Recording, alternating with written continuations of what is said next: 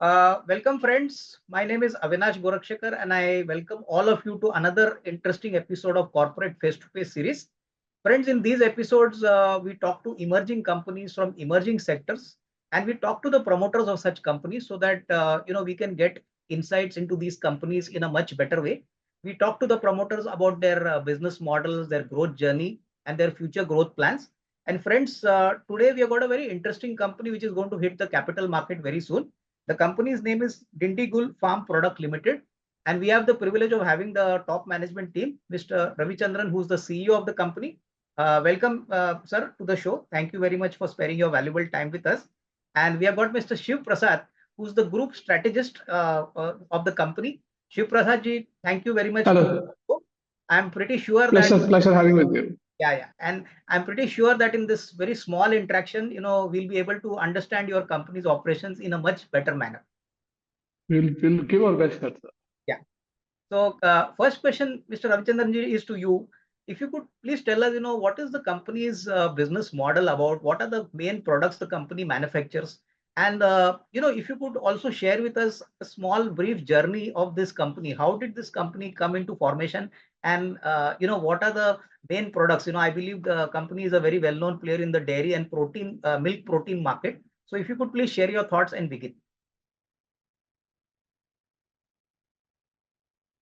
Yes, this company, Dindigul Farm Product, is promoted by our chairman and managing director, Mr. Rajshekharan sir. He started the dairy industry in almost 1999. Was doing liquid milk from 500 liters. We scaled up to 2 lakh liters per day, handling the retail chain. After this, by the year 2010, he decided to venture into this nutrition industry. So he thought of making proteins, which are becoming vital to in our healthy diets. So initially, it was about the whey protein concentrate. Later, we found that a lot of whey protein concentrate is coming from abroad markets. We have developed milk protein concentrate in India. Before this, almost all the milk protein concentrate was produced by European, Australian big dairy giants. Now we have the technology to bring this milk protein concentrate into India, and this company started production by around 2017. We got approvals in the later stages, and yeah, we have casein manufacturing also and sodium caseinate manufacturing also. So our main product line has the balance of dairy ingredients and the nutrition ingredients. So yeah, yes. Right. So, Ravichandran ji, now the second question which I want to ask you is that are we located pan-India or are we located only in one part of southern India? If you could please tell us, that is point number one. And secondly, is our company largely a B2B business or are we also looking at the B2C business also in future? Our company is majorly a B2B business, and we are operating pan-India and into the global markets also. So as our customers are B2B, we don't have a distributor chain, but we have a direct contact with the R&D and the production persons of all the companies which we are interested to supply. In short period, we are doing R&D on the B2C products, which can come into the market directly. One is our active day line of products, and one for the gym muscle building line also. Okay. This we are going to shortly introduce in the market.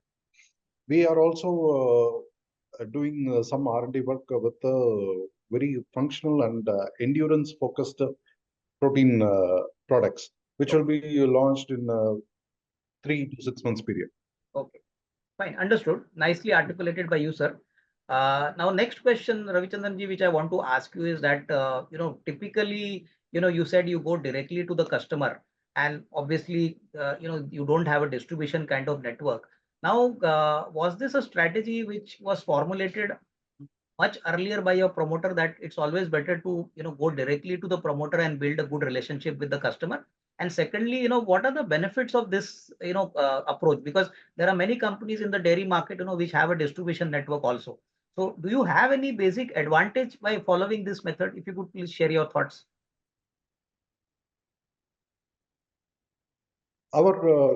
We are directly contacting the final using industries because The main focus is on the quality and how we make our products. As this is vastly varies from what the we have a GFSA, FSSA 22,000 license, and we have specific manufacturing practices which are particularly focused for the nutrition side. Okay. So we feel better that if we directly contact all these quality advantages and the location advantages of the company can be shared easily. Okay, understood. Now tell me, sir, what is the current capacity utilization of our plant as of now? And what is the kind of scope of increase in business from this plant itself? Will we be having adequate capacity to take care of the next, say, 12 months, 18 months, top line requirements from the same plant itself? If you could please tell us. Right now, dairy industry goes through this average season, flush season, and lean season. Yeah. So across the year, we would say that we are having a utilization of 65 to 70%. So in the flush season, it will be 100%. Okay. Now in the lean season, we are coming up with the products which does not depend upon milk and non-dairy products, which can give a sustainable momentum in the sheets and the production utilization also. Okay. Apart from that, while developing these products, we are in touch with European few of European companies. We have manufactured a special product in association with them, with the technical assistance of those companies, and these products are very specialized for their use in their company in India. So instead of importing as an import substitute, they have developed their product in India. So these companies are growing on double digit, and I would say they are doubling it year on year. And our capacities are almost getting filled up by their utilization. Okay. So we in the business projections of their company, if we see, we will be running out of capacity in another 1.5 year. So this IPO, we have a plan to expand our product lines by putting up a 20 metric ton per day dryer to expand our product line and be flexible for development. Okay. So understood. I think nicely articulated by you, Ravichandran ji. Now tell me, Ravichandran ji, on a very broader basis, what would be the size of the milk protein market? Because I believe, our company is basically a milk protein and a nutraceutical kind of company, rather than being focused and called as a dairy company. So tell me one thing, what is the size of the opportunity? Like today, at what point we are there in terms of top line? In the next, say, 2 to 3 years, do you expect exponential growth? Because demand, as you said, is rightly growing, customer demands are growing. So, what are the signals you're getting from the ground, from your customers, from your demand segments? So if you could please share your thoughts. Every day, the normal people view towards having healthy protein-based diets is day by day increasing, and we see that this trend will continue for next 10 to 15 years without any downfall. So our prediction and our base of working is like there is a huge quantity of proteins which are being imported from abroad, and we have a better product which can give better beneficial better benefits to the end user. So we plan to take up at least 10% of the total available market, but the 10% market share is almost double of our what we can produce. Okay. So this milk protein concentrate is very nascent in India, and it has just taken off. We will see that it can replace the abroad imported products in a short term. I think very nice to hear. It means the runway for growth, Ravichandran ji, is quite solid. And in fact, as you rightly said, the next 5 to 10 years demand will grow. Obviously, it will benefit our company. Now, one important question, which is very important, Ravichandran ji, is that, we all know the financials of our company. But in what way is our company, adding value to the customer? In what way are we, adding a difference to the customer in terms of their value? If you could, share with us 2, 3 qualitative points, like is our service quality better? Is our, product quality far superior than the other players in the market? I mean, 2, 3 qualitative points, if you could highlight for us, which could help us understand your company in a much better.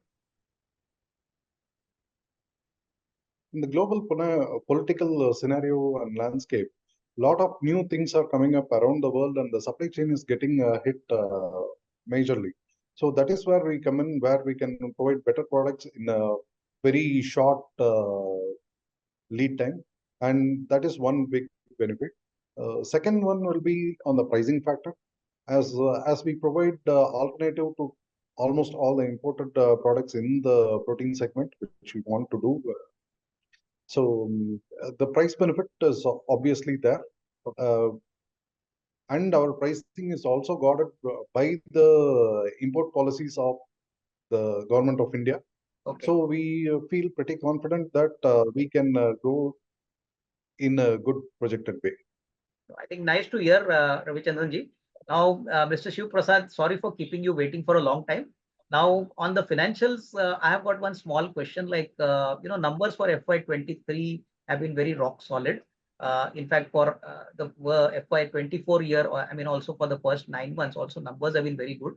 Now, what has been the main reason for improvement in profitability for our company in FY23 and FY24? Because if you see FY22, there was a loss, but I mean the company bounced back very well.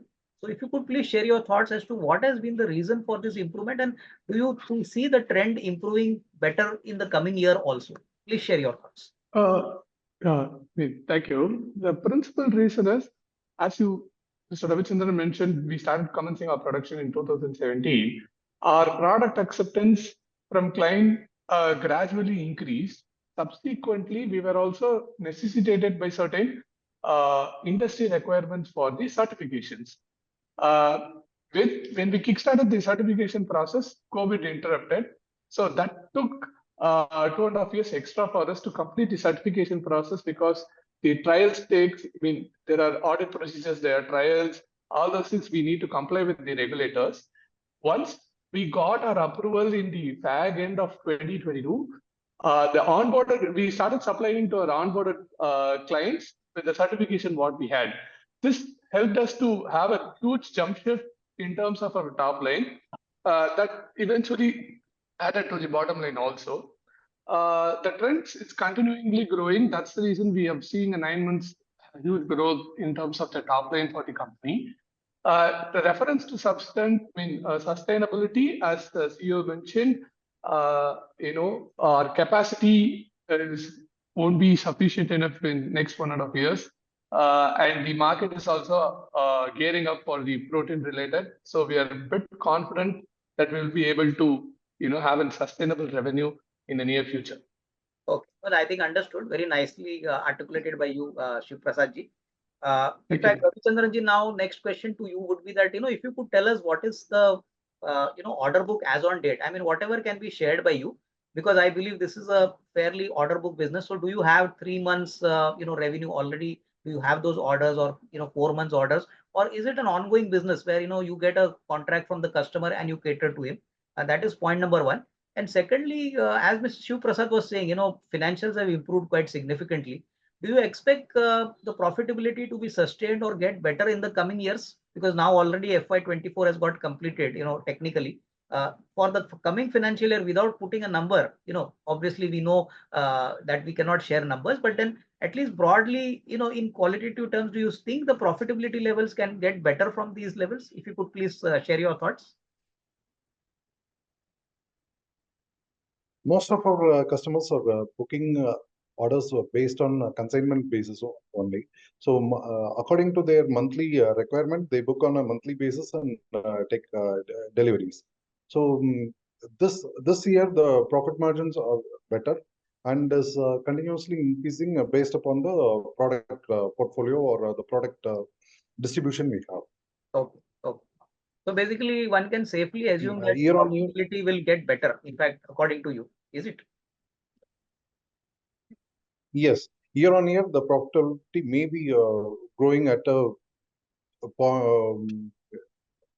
I would say year on year, the growth percentage on the profits can be up to 2%. Okay, understood. Fine. Now, Ravichandran ji, now Like the most increase in margins. Yeah, exactly, understood. Yeah. So now, next question, Ravichandran ji, is that company is going to go public. if you could tell us, what is the objective of raising funds and what is the size of the offer? What is the amount you're planning to raise? If you could please share your thoughts for the benefit of our investors. I will answer the first part of this question, and the remaining Shivaprasad ji will answer it. Okay. So, as our production capacities are increasing, like we are crossing the 70% mark as of now, we are expecting it to go around 80% with 80 to 90% within a year's period. Yeah. So we are planning to utilize the IPO funds for putting up a 20 metric ton dryer to expand our capacity. In fact, triple our capacity so that we can face the market demand. Okay. Regarding the funds, Shivaprasad ji. Thank you. Reference to the capital raising, we have proposed to issue 64,50,000 equity shares as an offer size with a price band of 51 to 54. That's where we have been intending to do with the IPO size. Okay. And Shiv Prasad ji, apart from the capital expenditure which Ravichandran ji mentioned, some part of the money will be used for working capital also, right? Definitely, sir. Because it forms part. It's very crucial for any manufacturing company to take care of their working capital because our working capital typically ranges between 47 to 51 days range. So which we would like to, reduce the interest component to an extent. Thereby, we can put it back into the business to grow more. More is the objective behind that. So definitely, there will be a working capital component will be allocated. Okay. Understood. I think you mentioned very clearly on the working capital side. So hopefully, once public issue happens and you get the money, then further working capital improvement can be expected, because you get a decent amount of liquidity, which you can use, for working capital. So that point is very noted. One more question which I wanted to ask you, Shiv Prasad ji, is that, typically, most importantly, in terms of the marketing related expenses, like Ravichandran ji said that most of the customers, the company goes directly, and they don't have a large distribution network. So can we say very safely that the company saves a lot on distribution costs, in terms of distribution kind of supply logistics, because otherwise you have obviously dealers, sub dealers, stockists. So all this is directly done by the company. So can we assume that this is going to benefit the company in the longer term, because of this approach? Yeah, undoubtedly, yes, because currently we are just directly discussing our product with the key management in our suppliers also. So as you mentioned rightly, that it definitely saves the marketing cost that's been captured by you. In fact, that is also one of the significant difference, I would say, because we are operating in a niche segment. So onboarding a distributor and allocating a cost to the distributor will also, reduce our margin bit, which we are having a same competitive edge. I would like to propose at this point of time. Okay. So that's going to drive the story in a near future at least. Okay. Okay. I think very nicely articulated by you, Shiv Prasad ji. So, one can understand what is the competitive moat which the company enjoys. These are all small bits and pieces which add value to the investor. Ravichandran ji, now last question to you. We would like to know, basically, every business has got certain risk attached. Now, as a CEO, what would you visualize as the biggest risk in this business for us? And up till now, how have we managed this risk so well? So if you could please share your thoughts on this. Yes, sir. One will be the volatility of the raw material pricing. We manage it by, we mitigate it by using non-dairy or creating non-dairy products also. That is one major one. The second major will be the government policies. As we are providing a substitute to the imported products, if there is any change in the government policies regarding the import duties, that will be a major concern. But it's good that Government of India is following strict procedures on the import policy, and all the manufacturers of India are well safeguarded against that imported competition. Okay. So I think, God willing, everything seems to be perfectly okay. And I'm quite sure that in future, the company will grow from strength to strength. In fact, thank you, Ravichandran ji, and thank you, Shiv Prasad ji. It was really a very nice experience to talk to you. We could understand your company's operations in a much better manner. And please accept my best wishes to you, your entire management team, and best wishes for your forthcoming public issue also. Thank you very much. Thank you so much. We also equally thank Avinash ji for the time, and we really appreciate you. Thank you Yeah. so much. Thank you.